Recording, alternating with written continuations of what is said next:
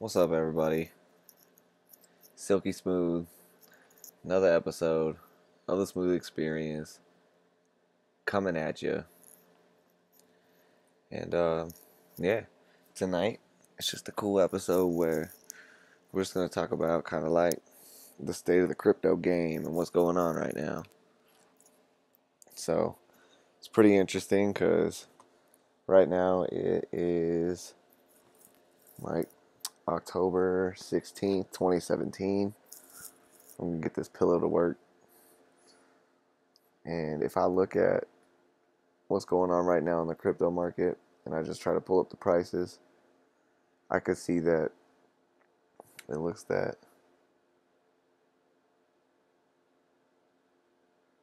Bitcoin is pretty high depending on the website that you look at. And I'm just like, is this right? So yeah, Bitcoin is high in the past month. Let's see, since like September 15th, we've seen China try to shut down Bitcoin. We've seen central banks in America take stabs at Bitcoin, calling them frauds and then purchasing them. We've seen other countries like Russia have to deal with fear, uncertainty, and doubt. I even reported some about like how Russia was banning Bitcoin, and then like within 24 hours, like that news was like, I guess Vladimir Putin came out and said, "Nah, like I'm all about Bitcoin. Don't worry." And I think that's pretty cool. So there's so many things that are changing this that it's important for us to like, well, I guess it's just important for me to make sure that like I don't get too attached to anything.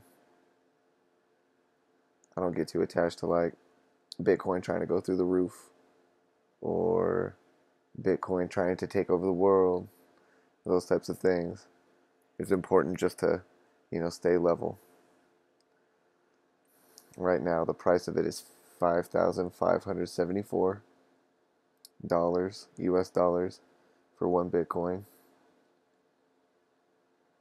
And there is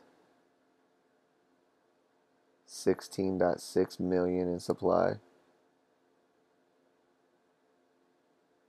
I don't know if that's true, but I'm reading this off CoinMarketCap because that's interesting.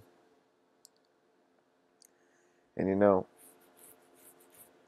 was just like thinking about how central banks are now coming out saying that they think that it's a fraud, and how obvious it is to everybody that it's like obvious.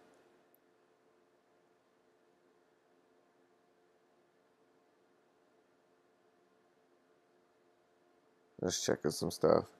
It's just like obvious that, these guys are kind of like jealous, of the state, of the game, of the cryptocurrencies. And it's just that like I see it in a way that it's just that central banks want to control people. They love it when people have to ask central banks like how to spend their money. Central banks are like, "Oh, we'll tell you how to spend the money for sure." And that, in my opinion, just like it creates things that, I don't know, it just breeds like people not being able to take care of like their own finances. It breeds like people depending on external resources for them to be able to like survive or get by or make decisions. And one of the things that I've been waiting for, even before I heard about Bitcoin, was I've just been waiting for like a lot of the people in the world to kind of take responsibility for their own actions. And I really think that like something like Bitcoin is going to facilitate that and accelerate that, because when you can't go to a bank and say, oh, I want a refund, or I want to put a stop charge on that, stop payment on that purchase that I did. Well, it's going to be hard, you know, for people to do that when they're using cryptocurrencies, because there is no third party like return system, at least yet. And I just see people having to really step up in knowing like how to spend their money, how to spend it wisely. And it's interesting because like there's a lot of people that don't know about Bitcoin. And today I was hearing somebody tell me about how they were trying to tell somebody about Bitcoin, and that person just did not know about it, and they did not care to know about it, and they didn't want to know about it. And I thought that was really, really interesting, because there's people out there still, guys, that don't even want to know about Bitcoin. Like, they don't want to know. And I would figure that, like, central bankers wouldn't want to know, but they even want to know. And so there's other people out there that just like don't care. They're not going to get into it. Ugh. And like it's interesting. Oh, it's 11:11 right now. That's pretty chill. But anyways, like this is something that I foresee kind of like forcing its way into the world, because as people start to use an alternative to the money that they currently use, and they find out that that alternative is like money that could be sent really fast, it could be sent all over the world, it could be used for all kinds of purposes. It doesn't matter which government is friends with which other government, you can spend it anywhere. Well, that's going to accelerate things fast. And I really hope that, it helps accelerate the evolution of our planet, so that that way we could see cryptocurrencies kind of like taking things over to making people, just want to be better people, because they have the option now of investing into whatever they want. So I just really hope that I can see it happening that way, even for the people that don't want to know about this. And I'm not trying to like get too deep on any of like the theories and the philosophies on all that, but it's just cool because like I can see that in the future there's going to be, like little sticks, like little wallets, and then like you'll be able to cycle through the different currencies, and those currencies will be able to like show you how much you have on your balance. So it'll be like, I've pictured like a little stick, and it'll be like a little screen on the stick, and it'll just have just like a balance, like 24.7967472.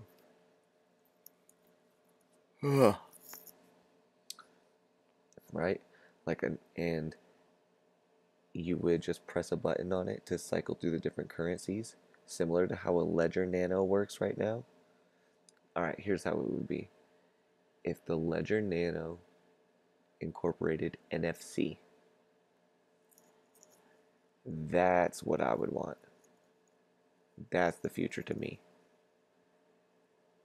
Because if Ledger Nano can incorporate NFC and maybe even like a Wi-Fi chip that could connect to like your phone or something like that, ooh, that would be good. Because then you could just basically see transactions happening between people, where they would go up to each other and they would just like tap their sticks and just be like boom, and like transfer money. And I think that is really where this is going to go. And that's something that I see that 2017 is kind of when the blockchain is waking up, but 2018 is kind of like when the blockchain is going to like, I don't know, start to stretch itself and start to like kind of like have its day. So today we're waking up, this year we're waking up, next year we're going to stretch, and then the year after that, cryptocurrencies and Bitcoin in general is going to have a major influence on the planet. So that's why I feel like it's beautiful for us to be buying into it now, buy into different currencies, look them up, look up ones that you believe in, look up ones that you like. I've talked on this, I think I remember like there was this video I made where I talked about how um, I was like, if you like water, get into a cryptocurrency, right? And like I was like, when I think about that, I was like, man, I wanted to talk about that more. So let me say this here. Like, there isn't a cryptocurrency right now for water, but I would like there to be one. I would like there to be cryptocurrencies for other things that are very valuable on our planet, other resources that we need. And I don't just see resources as like minerals or liquids or things like that. I see resources as like the animals as well.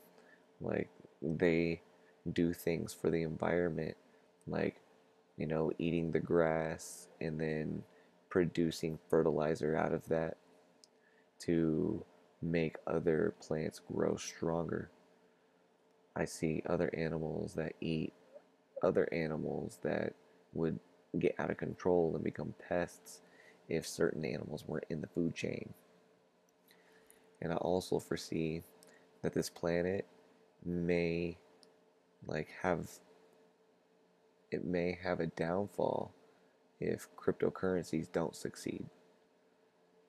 And it's where I could see this planet, really needing to pull together its resources, if not already right now for a lot of things, for some major things that may happen to the planet in the future.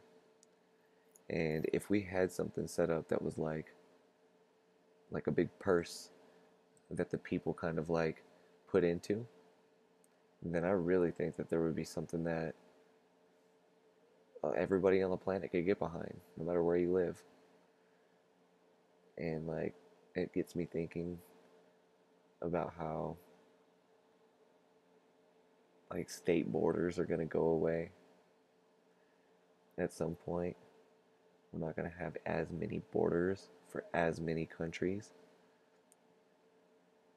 Um, there's a lot of things happening with the market right now that's really cool to think about, and that is that China is taking a big step back and they are not doing anything right now with Bitcoin, and Bitcoin still has shot up to $5,700. And that just tells me that this is something that is huge. It's bigger than any country because China is one of the dominating forces, obviously, of the planet. And if they can pull out of something and that something can take a downturn and then go back up and then exceed where it was without China, this is powerful. This is something that's going to last regardless of your country, regardless of the borders, regardless of if the government's going to dissolve at some point or not. This cryptocurrency is taken over and it's going to be way longer lasting than any government. So like, I'm not trying to go too far on this, but this is the state of the game, state of the cryptocurrencies.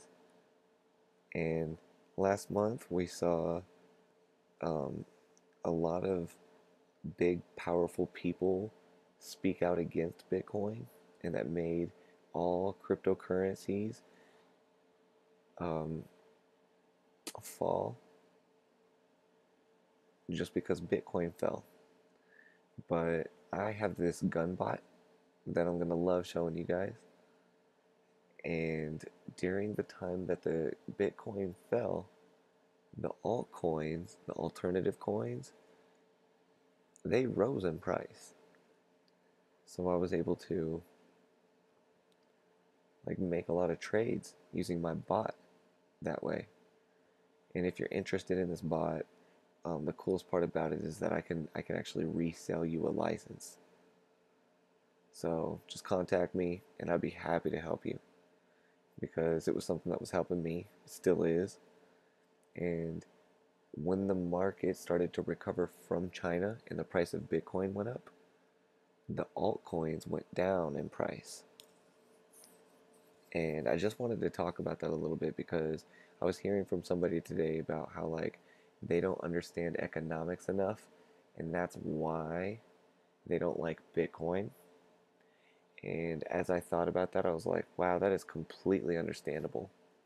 Absolutely. I completely see where you're coming from because Bitcoin is complex.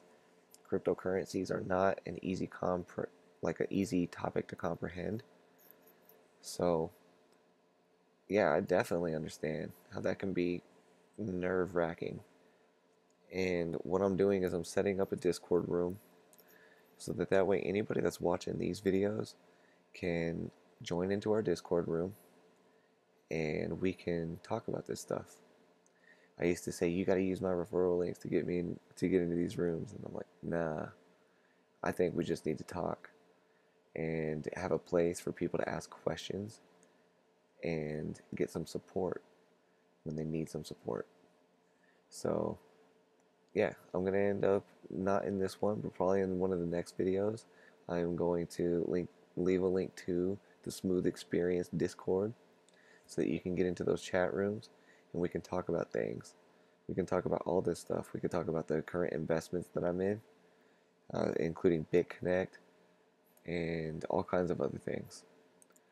So, yeah, that's the state of the game right now. Is that like China has pulled out?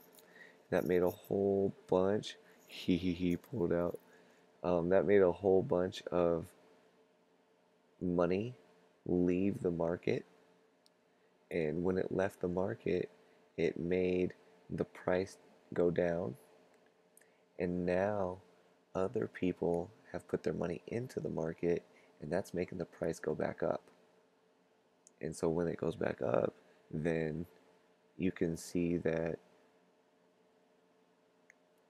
all of the coins that base their price off of Bitcoin right now are down in value because Bitcoin is rising so high.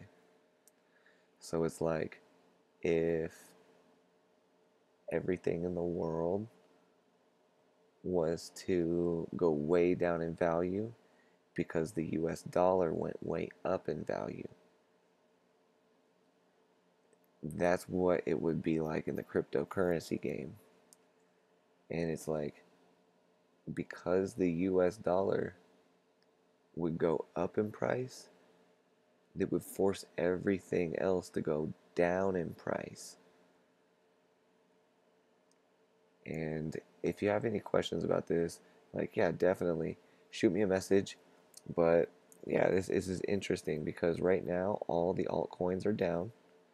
And so I am holding on to a few altcoins. Some of that was from the China challenge exactly 1 month ago when they did this. And I am still holding on to those coins. And I'm waiting for the market to recover a little bit more before I sell some of those coins. And yeah, I fully expect that to happen because right now, um, the one of the strong bankers, like at least like I wouldn't call them strong like by character, but I would just call them they have a lot of clout because of the size of their bank, and that's purely it. And they said they didn't like Bitcoin and it was a fraud and they were going to fire any of their employees that they catch using it. They changed their mind and they now are saying,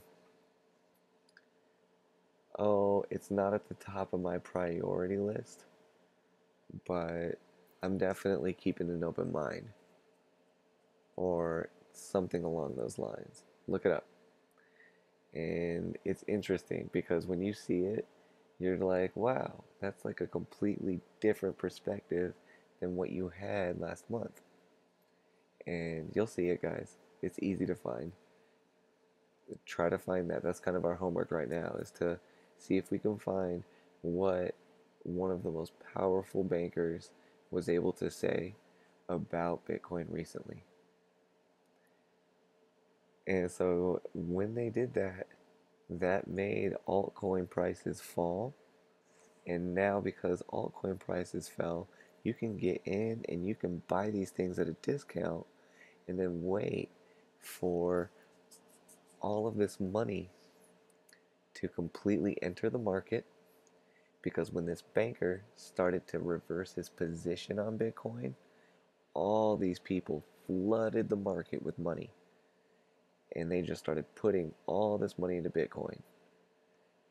And what's interesting is that's still happening right now. And what happens with people is they're going to put their money into Bitcoin and they're going to want it to grow fast and big and make them rich overnight, right? And we all know that doesn't happen. So if you're trying to think that right now and you're watching this channel, remind yourself, friend. And it's just something that, it's good to remember. And now all these people are putting their money into the Bitcoin market because this one powerful banker reversed his position on Bitcoin. And it's now driving the price back up. And when that person changed their position, all these people, bought Bitcoin. So they bought Bitcoin, they're holding on to it now, but people are people and they're going to be impatient. So they're going to want to put those into altcoins and into other coins. And when they start to do that, that's going to drive the value of all these altcoins that I'm buying right now and you can buy right now. All those are going to shoot through the roof in value. And you're going to wish that you had even more of these cheap, like less than a penny coin right now. Some of these coins are less than a penny. And that's amazing. So I'm just trying to say, guys, that like this game can change very fast. It's pointless trying to like memorize everything, but it's good to know where to go to find the info. So thank you for this document, and I am going to be looking into a lot more just options with blockchain. Other than that, guys, this has been a great video. I'll see you guys in the next video. Silky smooth experience.